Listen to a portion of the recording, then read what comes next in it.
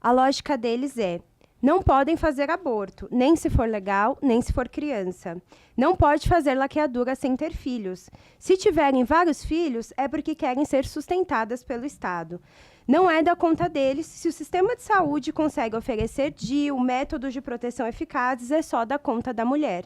No parto, violência obstétrica. Eles se dizem a favor da vida, mas querem mulheres mortas em vida. E para bater esse papo com a gente hoje, para ter mais uma dessas conversas desconfortáveis em um ambiente confortável, a gente chamou 2 especialistas. Porque tem coisa que a gente não sabe nem por onde a gente começa explicando. E violência obstétrica, eu acho que é um desses assuntos que a gente ainda não entendeu muito bem quando começa, o que é e como que a gente fala sobre isso. Gostaria que vocês se apresentassem para a gente começar essa conversa. Sejam muito bem-vindos. Por favor. Olá, Nath, pessoal que está com a gente aqui no podcast, é um prazer estar aqui, muito legal, muito bacana, parabéns pelo podcast. Eu sou Fabiana Dalmas, trabalho como promotora de justiça, mas também trabalho muito no acesso à justiça. Se você quiser saber mais sobre o meu trabalho, também eu estou lá nas redes, pode me chamar no direct, Fabi Dalmas Paz. Perfeito.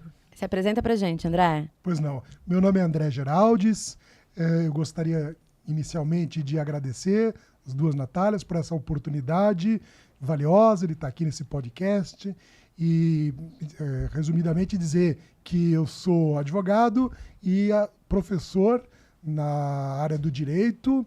Eu dou aula na PUC de São Paulo e também sou coordenador do escritório modelo que presta assistência jurídica para a população vulnerável da cidade de São Paulo. Uau, que belo currículo de vocês. Pra gente. E aí é bom, porque a gente tem aqui um professor, né? E uma promotora. Então a gente vai conseguir não falar só juridiquês, a gente vai conseguir traduzir um pouco do que são esses conceitos. Vamos começar pelo básico? O que é a violência obstétrica? Olha, a violência obstétrica é um problema antigo que durante muito tempo sofreu de uma invisibilidade. A sociedade não via, não é? E a partir do momento em que começou a ser usada essa expressão violência obstétrica, começou a ter um olhar mais atento. Se a gente for colocar em poucas palavras, a violência obstétrica ela pode acontecer em 3 momentos. Muitos acham que é só durante o momento do parto, mas não é bem assim. Pode acontecer na fase pré-natal, pode acontecer, que é o momento mais frequente, durante o trabalho de parto e mesmo após. Então, são 3 momentos distintos. Tem como vítima a mulher, isso é importante de dizer, por isso que é uma violência contra a mulher, a violência obstétrica, e ela pode ser praticada por qualquer profissional que atua na área da saúde. Muitos imaginam que a violência ela é praticada pelo médico ou pelo obstetra, né? O médico obstetra. O que pode, sim, acontecer essa situação, mas não é a única. Então, pode ser por médicos de outras áreas, por exemplo, na pediatria, só para dar um exemplo, não é? E pode ser por profissionais da enfermagem ou mesmo pode ser praticado por profissionais que trabalham no hospital. Depois, eu acho que durante a nossa conversa, eu posso dar exemplos em situações em que alguém que não tem formação na área da saúde pode praticar uma violência obstétrica. Então, em linhas gerais, seria isso. É uma violência contra a mulher, por ela ser mulher, não é? O que alguns colocam como uma violência de gênero, alguns usam essa expressão, e podendo acontecer no pré-natal, durante o parto ou mesmo no pós. Eu acho até aqui ficou claro pra gente. Então a gente já tem um primeiro esclarecimento que eu acho que é uma dúvida constante. Não necessariamente essa violência vai acontecer durante o parto. A gente pode pensar nisso e antes e um pouquinho depois também, ou um pouco depois. Mas o que caracterizaria, o que seria essa violência? A gente teve notícias recentes, por exemplo, de vídeos de xingamentos. Como seria essa violência? Seriam só, né? Seriam os xingamentos? Seria um procedimento não autorizado? passado, o que caracterizaria essa violência específica? Sim, quais facetas, né, pode ocorrer, como que uma mulher pode perceber, porque a gente tem um conhecimento, sendo mulher, às vezes, tão limitado do nosso corpo, né, não nos incentivam a investigar, assim, a conhecer o nosso corpo, quanto mais saber o que é violência pra gente, né. Então, acho que é legal a gente falar para as nossas ouvintes, assim, porque, de repente, elas já sofreram ou podem sofrer de diversas ordens. Tem violências que são mais escancaradas, né, como todas as violências, e outras que são ali mais escondidas, que a gente não tem tanto acesso, para até a gente dizer, né, entender, porque até a gente que já tem um pouco mais de conhecimento sobre o assunto, pode ter N tipos de violência obstétrica que a gente nem imagina, e ali, né? o profissional de saúde é uma autoridade, né? Às vezes a gente fica até confuso, isso que ele tá fazendo. É um procedimento normal? Eu tenho essa autonomia para dizer não quero? Como que é, né? O que caracterizaria os atos de violência? Legal, essa pergunta é bacana, porque ela vem sendo feita com muita frequência, né? Então, assim, a gente tem várias situações. Eu sou uma menina jovem, da periferia, eu procuro um hospital para fazer um trabalho de parto. Então, e essa menina ouve frases como: ah, você veio aqui de novo, ah, você quis engravidar, gostou, agora você está aqui reclamando, por que está falando que está doendo? Todas essas violências mais sutis, então, podem ser xingamentos, que você falou, né? A gente pode pensar aí numa perspectiva criminal, uma perspectiva civil. Na perspectiva criminal, um xingamento pode caracterizar um crime contra a honra. Se eu pensar algo que mina o psicológico da vítima, então esse tipo de questão de falar que a menina gostou e agora está reclamando, eu posso chegar até numa violência psicológica, no novo tipo penal da violência psicológica. Às vezes a linha ali é tênue, eu não tenho um crime, um fato típico antijurídico que caracterize um crime, mas eu tenho uma violação civil. Então, assim, são várias situações, eu posso falar inúmeras porque eu participei da primeira audiência pública do Brasil, que foi feita no Ministério Público há 10 anos atrás, gente, 2014. E a gente ouviu as mulheres vítimas de violência obstétrica. Então, algumas delas, por exemplo, narravam uma prática comum em alguns hospitais escola, no sentido de que vários residentes de medicina entravam na sala de parto sem o consentimento da gestante, faziam inúmeros toques indesejados nessa gestante, sem explicar o que está sendo feito e sem ter o consentimento dela. Sim, a gente entende que existe aí toda uma discussão ética, mas a gente tem que ter protocolos de atuação, né? A questão, ela é mais profunda, né? A gente vê, e a gente discute isso aqui no nosso livro aqui, Violência Obstétrica, na perspectiva de direito. Como que estão sendo formados os nossos alunos nas faculdades de medicina? Por que a gente viu na televisão aquelas cenas horríveis do trote, entre aspas, porque isso não é brincadeira, você abaixar a sua calça e mostrar mostrar o seu órgão para outras pessoas, isso não é normal. Então, nós não podemos normalizar microviolências contra as mulheres, ainda que nós não percebamos que sofremos essa violência. E depois tem a mais evidente, que eu posso falar mais para frente, se vocês quiserem. Eu estou dando exemplos da mais sutil, né? Mas a gente pode pensar também nas mais evidentes também. E isso é muito importante, né, Fabi, que você trouxe. Quando eu estava pensando nesse tema, eu estava pensando muito sobre isso, assim, que é um assunto que a gente já tem ouvido há algum tempo. E quando a gente conversa, inclusive, com as nossas avós e com as pessoas mais velhas, elas vão ter relatos, mas não tinha uma nomenclatura ainda de, eu vivi isso aqui, no meu parto aconteceu isso, mas ainda não tinha. E aí, uma das curiosidades que eu vi quando eu estava pensando sobre o tema e vendo, é que a gente começa a ter notícias sobre isso quando a gente tira o parto, né, do espaço de casa, com todas aquelas mulheres dando assistência, e a gente traz isso para o lugar do privado, onde os médicos tomam a frente, a equipe da saúde toma a frente disso. E aí a gente desnaturaliza um pouco essa coletividade que era pensado o parto, de alguma forma, e traz isso para o privado. E aí é exatamente o que você trouxe, mas onde essas pessoas estão se formando e como elas estão vendo a mulher, né? Porque a gente vai ver uma consequência de uma outra causa. É isso, assim. Se a gente vê o corpo da mulher ainda como um espaço sem lei, né? Sem pudor, como no parto seria diferente?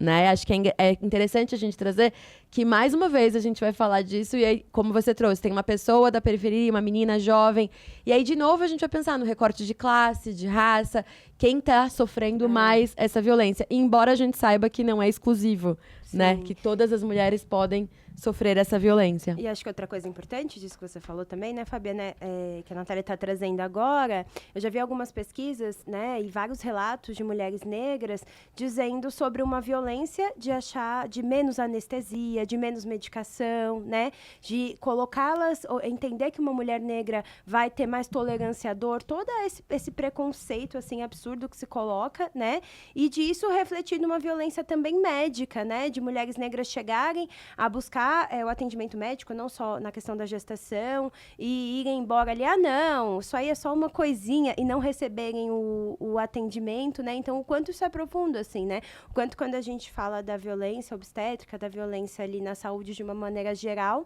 e a gente vai falar sobre as mulheres de uma maneira geral ali, mas quando a gente fala das mulheres negras, o quanto isso tem camadas ainda mais profundas, né? De ainda ali diversas violências e também, perdi a palavra, negligências que elas sofrem. Sim, sim. Querem comentar? Vamos continuar o papo. Não, acho que é interessante de observar que o Brasil, durante os seus 500 anos, a maior parte foi com o regime da escravidão.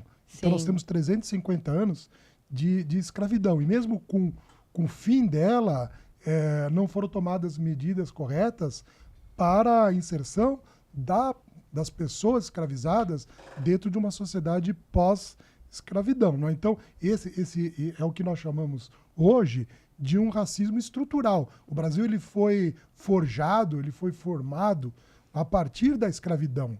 E não foi de uma hora para outra, com uma lei áurea, que tudo isso desapareceu. Então, quando a gente chega no ano de 2024, a gente percebe no Brasil uma sociedade que tem esse racismo estrutural. Então, isso passa para todas as áreas. Passa pela área da educação, passa pela área da saúde também.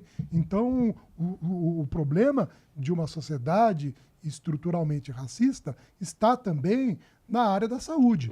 Então, e é quando a gente chega na questão da violência obstétrica, é verdade o que foi dito aqui por vocês duas, que a gente não pode imaginar uma mulher abstrata, não é? Tem que olhar na sua concretude. Então, quando a gente olha esse fenômeno da violência obstétrica, quais são os grupos que mais sofrem? Não é? São os grupos que estão nas franjas da cidade, nas periferias. Então, são as mulheres pobres, são as mulheres pretas, essas são as que sofrem mais frequentemente a violência obstétrica. Então, tem estudos indicando que a questão da analgesia, não é? Então, imaginando que, olha, você já tem uma vida dura, então você vai resistir mais à dor aqui. E vem menos a anestesia, não é? Então, esse problema é real. Não é? Então, qualquer política de enfrentamento à violência obstétrica tem que fazer o recorte de raça, de classe, senão não vai ser uma boa política pública. Com certeza. É bem importante, né? É o que vocês nos trouxeram aqui, porque a gente sabe que a violência contra a mulher é um fenômeno democrático, ela atinge todas as mulheres. Então, eu vou puxar para a violência obstétrica. Nós tivemos até recentemente um caso, eu até trabalho nesse caso, não vou comentar o caso, né, de uma pessoa pública no hospital privado de alta classe, um hospital caro, né, de referência. Mas também acontece na periferia, etc. Assim como o fenômeno da violência doméstica, por exemplo, atinge tanto as mulheres da periferia, como pode atingir uma grande atriz, por exemplo, a Luísa Brunet. Também trabalhei no caso da Luísa Brunet. Então, são fenômenos democráticos, mas a gente tem que ter um olhar atento no sentido de que não existe uma mulher, são mulheres. E é isso que a gente vem pecando um pouco na questão da política pública no nosso país. A gente precisa ter esse olhar mais complexo, né? No nosso livro, a gente tem também um capítulo que a gente abre sobre o racismo obstétrico. E aqui eu queria fazer só um parênteses. Muitas vezes a gente é procurado, né, para falar desse assunto, e a gente gosta de frisar que a discussão não é criminalização de médicos, de profissionais de saúde, a discussão não é essa, tá? Isso, eventualmente, infelizmente, se a gente não corrigir o rumo, pode vir a acontecer. Tá? Mas a nossa discussão é mais estrutural, de um problema estrutural que abala toda a sociedade. Então, a gente tem que pensar para trás nas medidas preventivas. Eu enfatizo muito, eu não acho que direito penal resolve nada. Eu acho que direito penal é uma questão inevitável, que a gente aplica uma pena quando a sociedade falhou. Sim. Então, a gente tem que deslocar essa discussão para a questão preventiva. Eu acho importante a gente pensar nisso, que a ideia não é sair perseguindo nenhum profissional de saúde, a gente sabe das dificuldades estruturais. Por que esse profissional de saúde também está dentro de um hospital estressado, mal-humorado, mas isso não justifica que ele maltrate Mas a gente tem que debater isso aí também. Por que eu faço uma cesárea por conveniência de demorar menos horas do que um parto normal e não sigo as diretrizes da Organização Mundial de Saúde? Então, a discussão ela tem que ser mais profunda e mais deslocada. Claro, sou promotora, eu processo agressores, mas o que eu gostaria de ver é um estágio em que a gente não precisasse chegar nesse ponto. Né? Então, a gente tem que voltar um pouquinho à discussão. Por que a nossa sociedade chegou nesse ponto? Então, é isso que... Não, perfeito, Fabi. E você falando, me lembra muito assim, a gente pensa... até um pouquinho da conversa que a gente teve com a Margarete aqui sobre assédio, assim, o ambiente saudável, ele favorece a todo mundo. Então, quando a gente começa a discutir a violência, né, a gente começa a discutir o ponto, a questão não é encarcerar todo mundo, prender todo mundo, a questão é que ambiente está sendo formado para que isso seja normalizado ou naturalizado ou justificado de alguma forma. Então, o grande ponto de qualquer discussão que a gente começa é quando a gente fala que um assunto é estrutural, ou racismo estrutural, ou violência estrutural, como que esse profissional, ele se sente confortável, de alguma forma, em praticar isso no ambiente e que as pessoas, às vezes, não estão nem vendo que isso é violência. Né? Eu vi uma pessoa dizendo que o item necessário, o item mais necessário para o enxoval é a informação. E aí eu acho que é bacana a gente pensar que essa informação não cabe só à mulher e só à gestante. Porque se a gente está num ambiente em que as pessoas detêm essa informação, o próprio profissional da equipe vai falar, olha, isso aí que você está fazendo pode ser configurado como uma violência obstétrica. Você está bem? Né? Você precisa de ajuda, para a gente deter a informação e conseguir falar a respeito. E aí, nisso que você trouxe, de olha, gente, calma, ninguém está perseguindo obstetra, ninguém está perseguindo equipe médica. Por que algumas pessoas, de alguma forma, se sentem intimidadas com essa nomenclatura, violência obstétrica? Vocês podem comentar um pouquinho pra gente? Posso comentar? Eu posso comentar. É interessante que essa resistência à expressão, né, da violência obstétrica, ela vem já de bastante tempo. Tem um histórico aí de proibições, né, de alguns órgãos de classe, até mesmo de órgãos governamentais. Penso eu que, assim como o feminicídio, também teve uma resistência inicial de se nomear. Não existe feminicídio porque não existe homencídio. A gente ouve isso.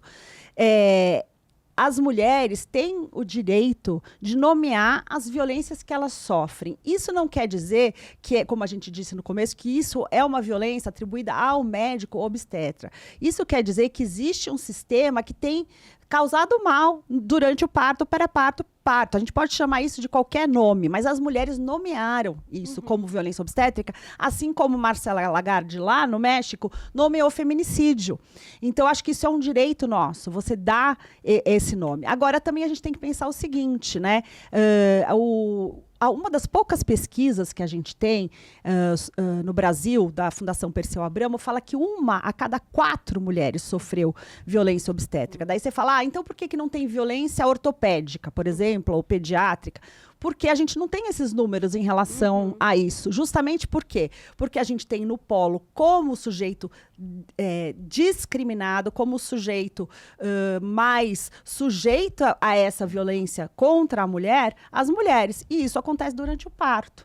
Então, nada mais justo, né? Inclusive, alguns colegas médicos, amigos, compraram o livro e eles não se sentem desrespeitados em relação a isso. Muito pelo contrário, eles acham interessante que haja essa discussão para que a gente possa aprofundar e até melhorar a prestação de serviços de saúde.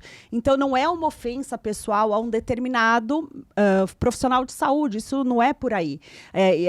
Então, é importante que a gente respeite a escolha das vítimas, que são as mulheres. Então, a gente se posiciona dessa forma, né? Não sei se o André tem alguma coisa para complementar. A explanação foi ótima, não é?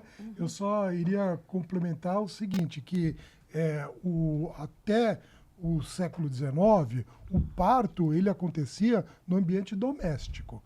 Quando, ao longo do século XX, teve essa transferência para um ambiente hospitalar, não é? O que a gente percebe é que a saúde da mulher ficou mais preservada. Então, a gente tem que ter esse olhar de que o papel do médico propicia mais segurança à mulher. Sim. Então, e no Brasil, aproximadamente 97% dos partos acontecem no ambiente hospitalar. Então, se a gente olhar no mundo, quanto mais no ambiente hospitalar, em regra, a mulher ela tem uma letalidade menor, tá bom? Então, e no Brasil, por volta, então, de 2.700.000 pessoas nascem por ano. Caramba. Não é? Tem gente muita gente que nascendo. nascendo no Brasil, não é? E 97% desses partos nos hospitais. E a esmagadora maioria dos profissionais de saúde trabalham muito bem. Então, isso é importante da gente deixar bem claro, de que nós estamos falando de pessoas competentes, nós temos no Brasil hospitais que são considerados hospitais de ponta, não é? Mas, num país diverso como o Brasil, o que acaba acontecendo é que nós temos realidades diferentes e nós temos números colocando que de cada 4 mulheres que passaram por parto, uma alega que sofreu alguma forma de violência. E esse dado, né, André, vai ser até difícil da gente concluir, porque assim, 1 a cada 4 já é um dado bem alarmante. Mas se a gente pensar que muita gente nem sabia que pode ter sofrido, para quanto queria esse dado se a gente tivesse a informação de opa, peraí, isso aqui que eu vivi, acho que foi violência. É como estupro, né? É sub-pesquisado e subnotificado, né? A gente precisa aprofundar mais, a gente também defende isso, que haja mais pesquisa nessa área, porque, na verdade, a gente não sabe o tamanho do fenômeno, a gente sabe que ele está lá, a gente sabe que ele existe e que ele é invisibilizado, e não é de hoje. Sim. É um problema antigo que passou a ser nominado hoje. Eu estava conversando com o André hoje sobre a questão da nomenclatura, a gente fala de violência policial, por exemplo. Não quer dizer que todo policial é violento, a maioria não é, mas aquele que é violento precisa parar de ser. Então, então a gente precisa deslocar a vítima, escolhe qual é o termo. Mas assim, também a discussão do termo é importante nominar para a gente poder criar as políticas públicas, mas a gente pode chamar de qualquer coisa, desde que se desenvolva as políticas públicas, desde que a gente não queira empurrar a sujeira debaixo do tapete, fingir que ela não existe, tá tudo certo. Né? Então, eu acho que a discussão tem que evoluir. E a gente viu essa evolução. Desses 10 anos da audiência pública para cá, eu consegui observar que antes sequer se aceitava o termo. O termo passou a ser debatido. O termo passou a ser incorporado. E agora, os tribunais de justiça do Brasil acolhem essa expressão com mais resistência no âmbito criminal e com mais flexibilidade no âmbito civil, mas os tribunais já estão incorporando isso. E aí a gente tem o precedente internacional, né? Que acho que a gente vai... Acho que a gente pode falar sobre isso. Se eu não estiver errada na minha pesquisa, a gente tem 36 projetos de leis tramitando aí com o tema de violência obstétrica. E aí, uma das coisas que pode ficar confuso é, peraí, eu ainda não entendi. Existe uma lei que fala da violência obstétrica? Não existe? E aí, uma das coisas que você trouxe, né, Fabi, foi, olha, talvez configure aí um crime contra a honra, talvez vai ser tipificado em algum lugar. A gente vai ter como aderir isso aqui dentro dos tribunais. Como que é hoje? Como que os tribunais estão vendo? Tá indo para o criminal? Tá indo para o cível? Tem mesclado? Enfim, conta pra gente um pouquinho como que os tribunais estão vendo a violência obstétrica. Sim.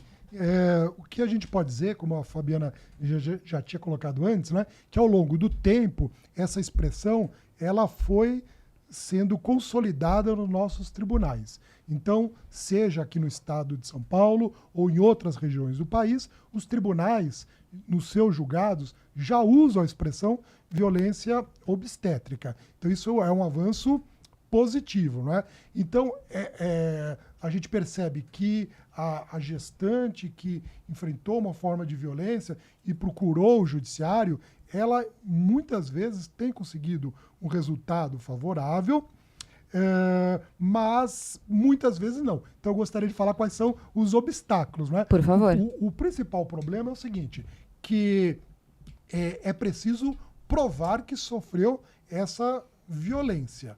E como muitas vezes depende de um laudo pericial, quem é nomeado perito pelo juiz é alguém que entende, portanto, um médico. E muitas vezes a perícia ela acontece num tempo já distante do parto. Então, quando é feito o exame, o laudo, não se consegue detectar. Então, por exemplo, a manobra de Christeler, que é proibida pela Organização Mundial da Saúde, ela é feita e a mulher procura o judiciário. Quando é feito lá na frente a perícia, o laudo vem assim, não deu para constatar se foi feita ou não a manobra. Entendeu? E a gente podia falar para outras coisas, com episiotomia e uma série de procedimentos. E aí o que acaba acontecendo na hora do processo? O magistrado, o juiz ou a juíza, ela acaba dando um peso excessivo no laudo pericial. Se o laudo é inconclusivo, e aí a gestante, no judiciário, ela indicou testemunhas. Ela mesma quer falar, o depoimento pessoal da vítima. E o que é casos que nós estudamos e no nosso livro está lá bem descrito, não é? O que acaba acontecendo é que o magistrado, a magistrada, encerra o processo, a instrução processual, já parte logo para julgar, sem ouvir as testemunhas. E hoje em dia existe uma lei que permite à mulher um acompanhante livremente escolhido por ela. Então pensa, ela tem um companheiro, a companheira, alguém, a mãe que está ali acompanhando e viu a manobra que foi feita. Ou até mesmo quem estava junto ali, enfermeiras, que poderiam narrar para o juiz, olha, aconteceu isso, o laudo é inconclusivo, mas nós vimos isso. Não é? E aí, muitas vezes, não sempre, o magistrado diz o seguinte, olha, o laudo, eu já estou aqui com o laudo, e já estou com a minha convicção firmada, instrui, não quer ouvir nenhuma testemunha, não quer ter o depoimento pessoal da vítima e vai julgar. Vai julgar como? Desfavorável à mulher, porque o seu laudo é inconclusivo. Aí, só para encerrar o raciocínio, aí a gestante, que no processo ali é requerente, não é? Ela fala, teve cerceado o meu direito. Não é? Então, teve um cerceamento. Ela recorre, nos casos que a gente examinou, o tribunal não acolhe esse argumento de que ela teve um cerceamento. Então, a decisão desfavorável a ela é mantida no tribunal porque o laudo foi inconclusivo. E foi inconclusivo porque não se quis ouvir as testemunhas, o depoimento pessoal da vítima. E como em todos os casos, né, de violência contra a mulher, a gente tem esse apagamento, né, da fala da mulher que acaba não valendo nada, né?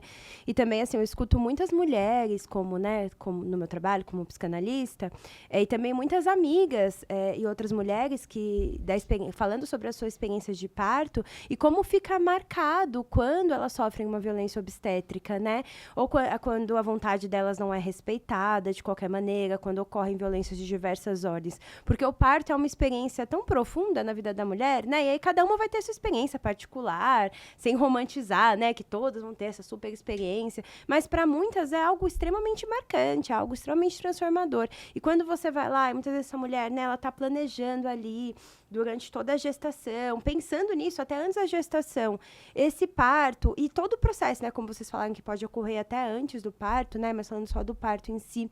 E aí ela, nesse momento em que deveria ser um momento ali tão intenso, tão profundo, acho que um dos momentos mais intensos, né, que uma mulher pode sofrer de conexão com ela, com o bebê, de transformações ali diversas, ela sofre essa violência. E depois eu escuto essas mulheres e como isso fica marcado, né, como algo que foi tirado delas, né, trazendo, isso foi me tirado, essa experiência, né, isso foi me arrancado. E aí até uma amiga, ela teve uma segunda experiência agora, em que ela foi fazer um outro processo, né, com uma doula muito legal, com todo um lugar super respeitoso, e teve um parto super seguro. A experiência foi diferente, o quanto isso marcou para ela, assim, de, nossa, agora sim, né, eu sentia que essa experiência tinha sido me roubada, e agora eu sinto que eu consegui ter uma segunda experiência, mas muitas mulheres vão ter só aquela, né, você vai ter só aquele filho, aquele parto, e você vai ficar com aquela marca. E além dessa coisa mais subjetiva, uma marca de trauma mesmo, né, muitas mulheres ficam com uma marca traumática profunda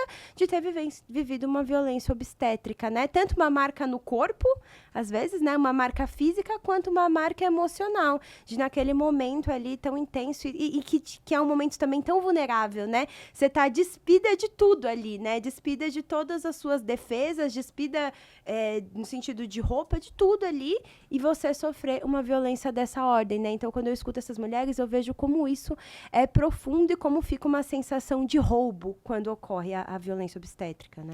E é cruel, né, Ná, ouvindo você e o André falando, porque a gente exige um tempo, e aí até gostaria de perguntar isso para vocês, porque demora para a pessoa processar, às vezes, que o que ela sofreu naquele momento foi uma violência, né? E demora para conseguir entender o que eu faço a partir disso. Então, eu entendi, assim, eu demorei, eu vi que tinha alguma coisa ali que me incomodou, pode ser o xingamento, pode ter sido uma manobra, eu entendi que aquilo que eles fizeram durante o meu parto foi desnecessário, foi violento. Eu tenho um tempo para acionar o judiciário depois que eu fiz, que eu consegui entender isso. E aí, como o André trouxe, né? Depois que o tempo passa mais, vai ficando mais difícil a gente ter essa perícia, vai ficando mais difícil o próprio relato, né? A memória, enfim. Como que a gente vai conseguir orientar os clientes que chegam no escritório, os pacientes que chegam no consultório, as pessoas que estão ouvindo esse podcast, de, olha, você vai ter que lidar com o puerpério e também vai ter que lidar com o advogado ou com a denúncia, enfim. Como que a gente poderia orientar essas mulheres que, de alguma forma, detectaram, né? E aí, eu acho que é importante, quando a gente fala de informação é poder, como o André trouxe, que tem direito ao acompanhante, como é importante que os genitores, os pais, os avós, os amigos, enfim, as pessoas que estão acompanhando essa mulher nesse momento, também estejam munidas da informação, porque às vezes essa mulher ela não está em condições de assimilar, de entender o que está acontecendo, mas ela pode ser validada por uma outra pessoa. Então, às vezes, conversando com o marido, fala, olha, isso aqui que aconteceu no parto, eu achei meio estranho. E aí, ser validada, fala, não, realmente, foi estranho porque foi uma violência. Queria que vocês comentassem um pouco qual é o primeiro caminho que essa mulher precisa seguir, para onde ela denuncia isso? É para o Ministério Público? É para o advogado particular? Enfim, qual é o primeiro caminho que essa mulher precisa tomar? Olha, é importante, hoje a gente tem a tecnologia, né? Então, acho que a tecnologia é amiga da mulher, em muitos aspectos, né? Então, aquele caso do médico profissional de saúde, por exemplo, que estuprou a parturiente, né, ali dentro da sala, foi a tecnologia e foi a coragem das profissionais de saúde em filmar. Então, acho que o celular, ele é um aliado. Eu acho que, para além do celular, a ficha médica também é uma aliada da mulher, né? Você exigir que tudo seja registrado na ficha médica, porque nem sempre tudo é registrado ali. Exigir o direito ao acompanhante também é uma coisa bastante importante, né? É direito da mulher desde 2005, e é interessante que eu falei desse assunto em 2010, numa mídia, muitos anos atrás, falei sobre o direito ao acompanhante. Falei, gente, você tem o direito ao acompanhante. Eu recebi 500 mensagens de inbox, inclusive de advogadas que tinham feito parto sem exercer o direito ao acompanhante. E as advogadas não sabiam que existia uma legislação que protegia elas e que decidia que elas tinham o direito ao acompanhante. E ainda hoje esse direito é desrespeitado. Então, assim, você ter alguém com você, da sua confiança, também é fundamental, assim. E a porta aberta, infelizmente, em caso que a violência ocorreu, são várias, né? Você tem aí o caminho dos órgãos de classe, dos conselhos de medicina, de enfermagem, de profissionais de saúde. Você tem a porta do Ministério Público, que tem que estar aberta, e essas discussões iniciaram já muito profundamente no Ministério Público em relação a isso. Venho sido conversando com vários colegas a respeito desse assunto. Você tem a porta da delegacia de polícia, que você acionar a delegacia, registrar um boletim de ocorrência, né? Então, mas eu acho também muito interessante quando a gente desloca um pouco também a conversa da denúncia ali do caso concreto, que é necessário e tem que acontecer, mas também para a atuação difusa do Ministério Público, né? Então, eu tenho feito parcerias, conversas com amigos, colegas que têm atuado de forma difusa. Então, fazendo diálogos com hospitais para que eles possam implementar uma política pública que respeite a parturiente. Tudo isso vai prevenir casos de violência obstétrica. Então, acho que são dois eixos aí que a gente pode pensar, né? E a Natália... Nath aqui, tem a Nath psicanalista, mas tem a Nath advogada. A Nath aqui perguntou a questão da lei, que eu acho que é importante, eu só retomo rapidinho, claro, que é o seguinte... Fabiana, mas tem uma lei? Sim, tem os projetos de lei diversos tramitando no Congresso Nacional. Uma lei específica nós não temos no nosso país, né? Nós não temos uma legislação definindo exatamente a questão da violência obstétrica. Apesar disso, nós temos um arcabouço jurídico suficiente para coibir esse tipo de violência. Então, nós temos o Código Civil, a Constituição Federal, nós temos o Código Penal, que já dispõe, o Código de Defesa do Consumidor, que já dispõe de uma série de regras que protegem a mulher da violência obstétrica. E, muito recentemente, nós falamos isso também aqui no livro, o Protocolo de Julgamento com Perspectiva de Gênero. Esse protocolo, ele fala especificamente do termo violência obstétrica. Conceitua a violência obstétrica, ele pode ser usado pelas advogadas ou pelas psicólogas que forem orientar suas pacientes para invocar providências jurídicas, porque ele está num documento oficial do CNJ. Então, existe um capítulo do protocolo específico sobre a questão da violência obstétrica, inclusive com a definição e com os aspectos dessa violência. Então, o próprio CNJ, Conselho Nacional de Justiça do Brasil, reconhece a existência. E para além do panorama nacional, que eu falei aqui de direito civil, penal, constitucional, administrativo, tem várias legislações que a gente pode usar, a gente tem o arcabouço internacional, que aí a gente fala da Convenção Belém do Pará, a gente fala da Convenção CEDAW, inclusive essa semana ou a semana passada, o Comitê CEDAW trouxe uma série de recomendações a respeito do respeito aos direitos das mulheres. Então, todos esses diplomas podem servir sem embargo, nós não temos aí a lei no Brasil, violência obstétrica é XPTO. Nós não temos isso. Nós temos isso na Argentina, por exemplo, que especificamente usa o termo violência obstétrica. Nós temos isso na América Latina, espalhado pela América Latina toda. Nós temos observatórios de violência obstétrica na Europa, né? Eu recebi contato essa semana de advogadas em Portugal que querem fazer uso desse trabalho no trabalho delas lá em Portugal. Então, essa é uma discussão mundial. E o Brasil não pode ficar de fora de um fenômeno mundial, principalmente se ele afeta uma a cada 4 mulheres, né? Perfeito. Inclusive, Fabi, acho que é legal a gente falar, você trouxe isso, né? A gente tem uma legislação aqui na América Latina e a gente tem o caso bem emblemático da Aline Silva Pimentel Teixeira. André, você quer comentar um pouquinho sobre esse caso? Como que isso refletiu do que a gente está discutindo aqui agora? Sim, sim. Eu só gostaria, antes de voltar um pouquinho ao assunto, que estava aqui sendo abordado, não é? Para reclamar, não é? Vou usar essa palavra entre aspas, não é? Não técnico. Então, a mulher, ela percebe depois que chega em casa, ainda no puerpério, com o companheiro, com os familiares. Então, gostaria de só alertar aí as mulheres que estão acompanhando de que não precisa fazer isso urgentemente. Ótimo. Então, há um prazo para a ação de indenização, se for no âmbito civil, e também no âmbito criminal vai depender do crime que foi praticado. Então, o que a gente chama no direito de prescrição. Então, os prazos prescricionais, eles são elásticos. Então, se ela perceber depois de 6 meses, depois de 1 ano, não é que se perdeu. Ela pode, sim, procurar o órgão competente para ir atrás dos seus direitos, né? De indenização ou de buscar uma punição de quem praticou um crime, não é? Como a Fabiana comentou, não existe o crime de violência obstétrica, mas a legislação coloca uma série de condutas que podem estar como lesão corporal, não é? Um crime contra a honra e assim uma série de coisas, não é?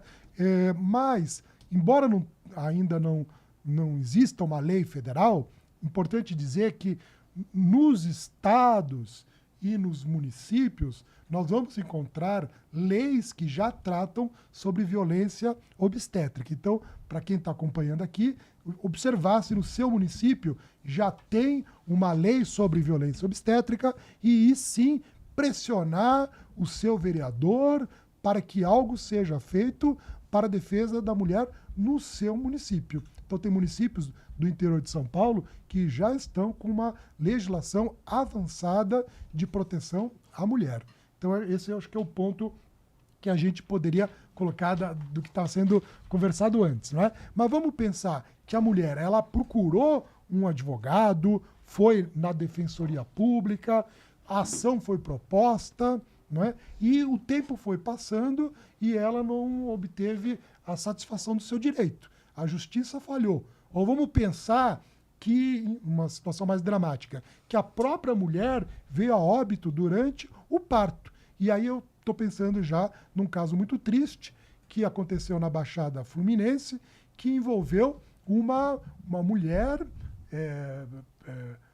periférica, preta, jovem. Eu estou pensando agora no caso da Aline Pimentel, que ela já tinha uma criança de 5 anos de idade, ela estava grávida, aguardando então o seu segundo filho, e ela não estava se sentindo bem e procurou ali a unidade de saúde mais próxima da casa dela, ali em Belford Roxo. E aí ela foi recebida lá, disseram, olha, aqui o seu caso, tal, você toma esses analgésicos aqui, você vai se sentir melhor e você volta daqui numa data agendada, 2 dias, nós vamos fazer um exame de sangue, vamos fazer um exame de urina, você volta para casa com o analgésico, você vai aguentar esses 2 dias, né? O fato é que ela voltou para casa e a situação foi piorando. Foi piorando, ela não aguardou os 2 dias, ela foi levada de volta para a unidade de saúde e se percebeu que o feto já não tinha mais vida. Então, aí tudo foi feito com uma forma rápida e, infelizmente, não foi possível salvar a própria Aline Pimentel. Então, ela foi vítima de uma violência obstétrica, sem dúvida nenhuma, uma violência institucional. Não estou dizendo que foi esse ou aquele profissional, mas da instituição, do sistema de saúde. E o mais triste é que depois, no judiciário, a família não teve também um retorno positivo. Então, não foi feita justiça. E o tempo foi passando. E aí o que aconteceu é que quando há o esgotamento das vias internas, quer dizer, dentro do Brasil, a justiça falhou, qual foi o único caminho? Isso que é importante dizer para quem está nos acompanhando, que se o sistema de justiça brasileiro falha, ainda tem uma possibilidade, que é acionar o sistema internacional. Então foi justamente o que a Fabiana mencionou aqui, do CEDAW, que é o sistema internacional. Então, lá fora, Esse caso foi examinado e, felizmente, o Brasil foi condenado. Alguém pode dizer, poxa, mas como que um brasileiro diz isso? Porque, na verdade, a condenação é tirar a invisibilidade. É dizer para o Estado brasileiro, você falhou e você vai ter que fazer uma série de coisas.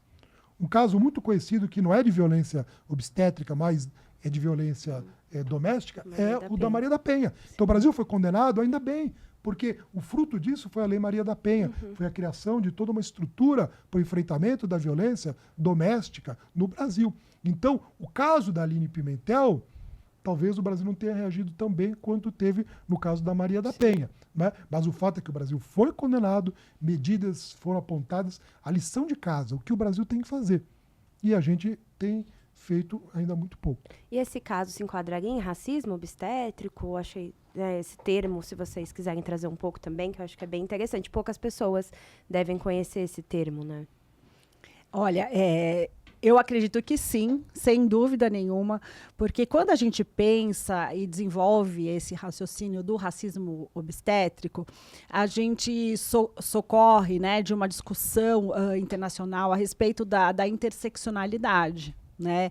Então, e a interseccionalidade, né, como trazem aí Sueli Carneiro, Kimberly Crenshaw e tantas outras autoras, né, que fazem uma crítica ao sistema, você diz exatamente isso, né, que no sistema de saúde, e o que acontece com a Aline é bem essas características, ela é uma mulher jovem, da periferia e uma mulher negra. Né? Então, você tem essas características que fazem com que ela sofra camadas invisíveis de discriminação. Então, essas camadas expõem essas mulheres a violências mais profundas e mais difíceis. Então, a gente tem, às vezes, uma outra camada, por exemplo, se eu pegar uma mulher negra de periferia e ainda adolescente, você vai ter, ou uma mulher idosa, você vai ter também uma outra característica. Então, todos esses elementos têm uma relação com a questão da construção da estrutura racista, do mito da igualdade racial, do mito de que no Brasil a gente é tudo amigo, a gente não é racista, tudo isso é mito, né? Porque nós reproduzimos esses estereótipos. Nós não temos uma adequada, por exemplo, representatividade da população negra em todos os espaços no nosso país. Então, de fato, sim, o racismo nada mais é do que a reprodução dessa estrutura da nossa sociedade. E a gente precisa ressaltar isso, a gente precisa conversar sobre isso, porque a gente precisa transformar essa realidade. Né? Agora, a questão da violência, como eu disse, assim, ela atinge todas as mulheres, a gente frisa, mas de forma mais profunda algumas mulheres que têm uma situação desvantajosa. Então, se eu pegar uma menina, eu fui para Roraima já uma vez dar um workshop, e aí eu lembro que eu fiquei assim, impressionada, porque não tinha um aparelho de Estado como a gente tem aqui no estado de São Paulo. No estado de São Paulo, a gente tem 140 delegacias da mulher. Se a gente for pegar a região norte do Brasil, são muitos Brasis. Sim. A gente tem uma outra estrutura de atendimento. Então, se eu tiver uma mulher que sofre, uma mulher ribeirinha, que sofre violência obstétrica, uma mulher indígena, vamos dizer assim, para não pegar só o recorte racial, é óbvio que ela vai ter mais dificuldade para tudo, até para ter acesso à saúde, e muito menos uma saúde de qualidade. Então, todos esses aspectos complexos, né, da nossa sociedade, por isso que eu costumo dizer, não acreditem em soluções mágicas para problemas complexos. Na discussão atual, a gente pode trazer aqui, que a gente está discutindo esse projeto de lei, que eu até me manifestei contrária totalmente, a discussão é essa, é um problema complexo em que você quer penalizar uma criança que sofreu um estupro com uma pena do homicídio. Isso não existe, isso é cruel, é inconstitucional, é inconvencional. Então, e aí agora eu vou falar, não, eu vou defender esse projeto de lei, veja, porque a gente também vai aumentar a pena do estuprador. Então, eu tenho ido para as mídias para falar muito sobre isso, para falar que eu posso colocar a pena do estuprador em 100 anos. Isso não vai reduzir a prática de estupro no nosso país. Então, questões complexas, complexas demandam soluções complexas. Não existe uma varinha mágica que você fala, aumenta a pena, plim, plim, plim, agora eu acabei com tudo. Então, essa discussão mais crítica, mais profunda de educação sexual, educação sobre violência contra as mulheres, isso está na Lei Maria da Penha, que a gente tem que ter nas escolas, educação da violência contra a mulher nas escolas. Nós estamos implementando isso, e aí você puxa o recorte racial, tem a legislação da questão racial, que a gente tem que ter nas escolas, a discussão sobre a cultura afro, o respeito à diversidade, a gente está debatendo nas escolas, ou quando algumas escolas têm um livro como o do Ziraldo, o Menino Maluquinho, as escolas estão falando, não, aqui eu não vou debater racismo, eu não vou nem poder usar o livro do Ziraldo. Né? Então, a discussão é profunda, e muitas vezes profissionais da educação, eu sei que vocês estão aí com colegas, com pessoas aí de outras áreas que não são, sofrem esse impedimento. Eu sou um profissional de educação, eu não posso falar de violência contra a mulher na minha escola. Como assim não pode falar sobre esse assunto? A gente tem que falar. E por quê, né? Isso serve qual que é o interesse de não falar sobre violência contra a mulher, né? De não falar sobre educação sexual, de não falar sobre racismo, né? De não nomear a violência obstétrica. É sempre o agressor que se beneficia do silêncio, né? Porque conforme a gente vai falando sobre e a gente vai dialogando, como a Fabi disse, não estamos nem perto de esgotar o assunto, de falar, olha, pronto, agora está resolvido, né? Nem num podcast, nem num livro, enfim. As discussões estão aí para elas serem contínuas. Inclusive, fiquei pensando em várias coisas que a gente conversou. Acho que a gente poderia voltar nesse tema em um outro momento com psicanalistas, para eles contarem pra gente, a partir da violência obstétrica, o que vai reverberar isso lá na frente como sociedade, né? Porque esse é um marco, como você trouxe da história da sua amiga, esse é um marco que marca a mãe, a genitora, no caso, e essa criança, né? E depois, como que ela vai crescer? Vamos pensar sobre isso, que eu acho que é um tema que ainda flui. Eu vou assistir, hein? Por favor, assista todos. Eu vou assistir. Sim, na psicanálise a gente já fala que alguns autores defendem isso e outros não, dentro da psicanálise, que o nascimento em si já é traumático, porque, né, você tá ali no conforto e vem pra esse mundo, né? Então, imagina, né, se o nascimento em si já é traumático e aí você ainda sofre uma violência, né, como que fica marcado, além da mãe, esse bebê, né? E que sociedade sai desses nascimentos? Que sociedade sai, exato. É um Perfeito, é um bom tema. Queria que vocês comentassem, vocês acabaram de publicar esse livro aqui, né, A Violência Obstétrica, na Perspectiva do Direito, pela Juspodium. Durante a pesquisa de vocês, tem alguma coisa que é curiosa, alguma coisa que vale a pena a gente encerrar, para deixar com vontade aí, para quem não é do direito também, de estudar um pouquinho sobre e ler o livro de vocês? Conta um pouquinho pra gente. Bem, o que eu poderia dizer é que a Fabiana, ela já vem escrevendo sobre isso há 10 anos, né? Então, foi um trabalho de vanguarda, né?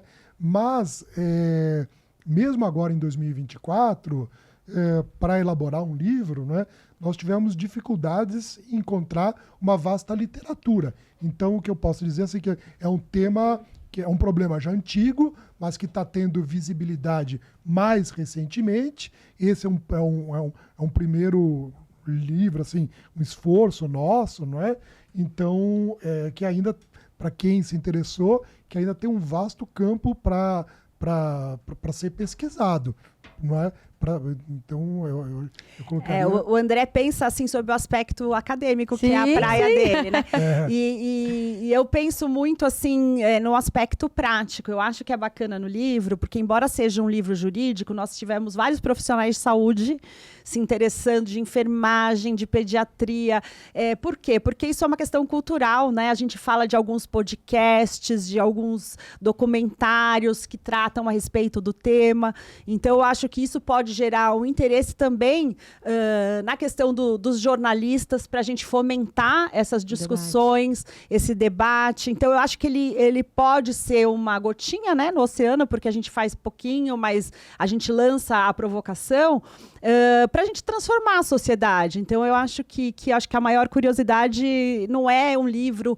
É um livro jurídico, claro, nós somos da área jurídica, o mestrado, o doutorado do André é na área jurídica, não tem como ser diferente, mas eu acredito que ele tem também uma pegada que pode interessar para muitos profissionais. Só dizer o seguinte, que na bibliografia, mais da metade das obras não são da área do direito. E um relato que nos agradou muito foi de uma pessoa que, no lançamento do livro que aconteceu no domingo, ela é da área da saúde e comprou o livro no domingo à tarde, né? E já no dia seguinte, na segunda noite, ela já tinha lido o livro todo. Caramba. É da área ortodentista, né? E falou, olha, eu adorei o livro e tal, vocês já podem escrever um sobre a violência na minha área. Aí a gente falou, melhor não. Então, assim, é um livro que é fácil para quem não é da área do direito. Ótimo. Isso que eu acho que é importante de A gente dizer. dialogar com outras áreas, né? O que a gente tenta fazer um pouco aqui também, porque como a gente acha que informação é poder, não adianta a gente ficar falando só para os nossos, né? Exato. Senão a gente não avança como sociedade. Inclusive, é uma coisa bacana para a gente pensar.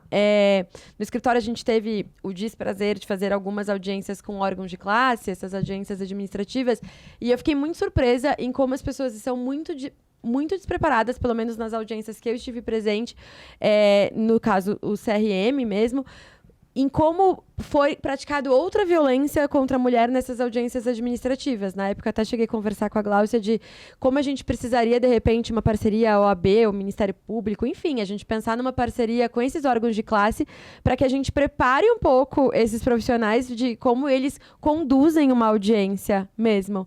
Porque eu fiquei bem assustada, assim, como foi mal conduzida as poucas audiências que eu participei. Eu falei, poxa, nem o judiciário trata a mulher desse jeito, sabe? Eu fiquei bem triste. Então, acho que vale a gente começar a abrir esses debates mesmo para a gente levar para as outras áreas, né? Levar para as outras possibilidades. Sim. Muito obrigada, gente. Foi um prazer receber vocês. Pra gente começar a finalizar, queria que vocês deixassem alguma dica, além, óbvio, do livro de vocês, A Violência Obstétrica, aqui pela Juspodium. Queria que vocês deixassem alguma dica de filme, série, podcast do que E onde encontrar vocês. E onde encontrar também, vocês. né? Legal. O nosso livro está à venda no site da Juspodium, né? Então, vocês podem encontrar lá. Depois eu posso deixar um link lá no meu Instagram também, se precisar. E as dicas, assim, que eu penso que seriam interessantes, atualmente, né, eu acho que a gente precisa ter a base, né? Então, eu acho que a gente tem que repensar, olhar para trás na Simone de Beauvoir, que é um livro clássico que a gente pensa quando a gente pensa na construção do direito das mulheres. Eu acho bem bacana também vários documentários que tem na internet. Então, tem um documentário que fala do lobby do batom. Ele é muito interessante, o documentário do lobby do batom, porque mostra muito como a história do direito das mulheres, ela dá 2, 3 passos para frente e 10 para trás. E como foi uma luta incluir a questão da igualdade na Constituição. Então, a gente tem que olhar para essas construções para a gente olhar para o futuro, um futuro melhor, né? Então, eu tenho essas 2 dicas. Maravilhosas dicas. E André, deixa pra gente as suas dicas.